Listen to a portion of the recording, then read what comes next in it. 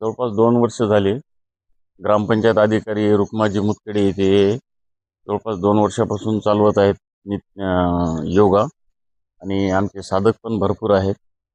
आणि आमची अशी इच्छा आहे की नांदेडमध्ये हर गली गली योगा व्हावं या उद्देशाने आमचे मुतखेडे साहेब, केंद्रे साहेब, तरोदे साहेब, आप्पा कोटेकर आप्पा, पुन्हा आमचे अकुलवार साहेब व सर्व योग मित्र मंडळी या सर्वांची इच्छा आहे की बाबा हर गली गली योगा व्हावा या उद्देशाने इथे सुरू आहे. 2 मिनिटं घेणे. किती दिवसापासून किती लोक आहेत या योगा करण्यासाठी? आज या ठिकाणी जवळपास 2 वर्षापासून नित्य योगा चालतो.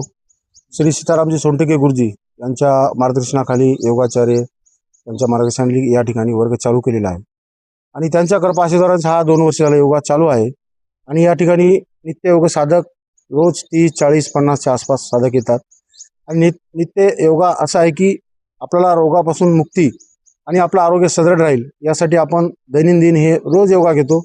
माझ्याकडं सर्व्हिस असून सुद्धा मी सुद्धा 5 ते 7 2 तास वेळ देतो, कारण आपलं आरोग्य चांगलं राहावं आणि काहीतरी आपल्याकडून लोकांची जनसेवा घडावं या उद्देशानं आपण या ठिकाणी रोज योगा घेत असतो. आणि नित्य योगा हा सतत चालणार आहे. त्याच्यामुळं सर्वांनी योगाला यावे. करो योग रहो निरोग.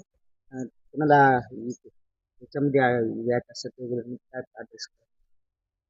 तसं याच्यामध्ये कुठली फीस नाही, काय नाही. निःशुल्क योग कक्षा आहे. कुठलंही 1 रुपया सुद्धा द्यायची गरज नाही. आम्ही हे सिंचननगर दक्षिणमुखी हनुमान मंदिर या ठिकाणी हा नित्य योग चालत असतो दैनंदिन. आम्ही सुरुवात केल्यापासून आम्ही लेडीज इथे येतो. आम्ही एक दिवस बी खाडं करत नाही. आम्हाला चांगलं वाटते. योगा केल्यामुळं शरीर चांगलं राहते, तब्येत चांगली राहते, दिवसभर आराम वाटते. त्याच्यामुळे आम्ही येतात. थकवा येत नाही, जाणवा येत नाही, काही येत नाही. त्याच्यामुळे सगळेजण यावं. काय आमदार साहेबाला मागणी आहे का तुम्ही योगा करता उघड्यावर आहे काय म्हणतात? आम्हाला 1 वर्षापूर्वी आमदार साहेबांनी बोललेले आहेत इथं उघड्यावर असल्यामुळं, कारण काय पावसासाठी आता त्रास होणार आहे.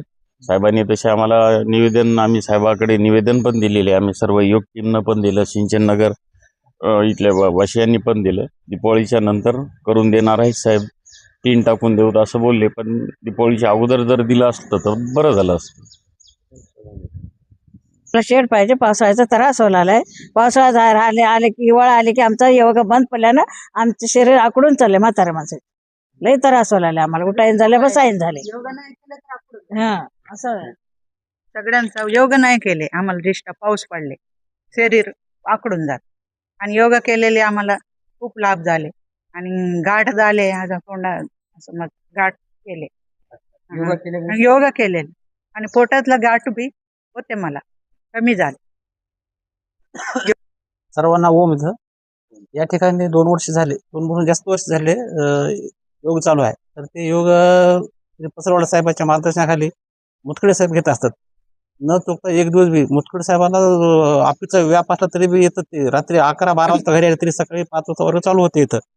आता फक्त सगळ्याची विनंती एकच आहे की आता पावसाळ्यामध्ये आपलं कसं व्हावं, वर्ग कसं चालावं, वर्ग तर बंद नाही झाला पाहिजेत. आता एवढेच जर शासनानं जर प्रशासन जर दखल घेतली तर इथं एक 3 शेड हो अशी इच्छा आहे सर्वांची. हो नाही योगा केले की कंट्रोल 120 होत. अर्धा तास अनुमीन कपालभाती केले ना कंट्रोल होत नाही. गोळी घेत नाही मी. 10 वर्षापासून असं चालू आहे.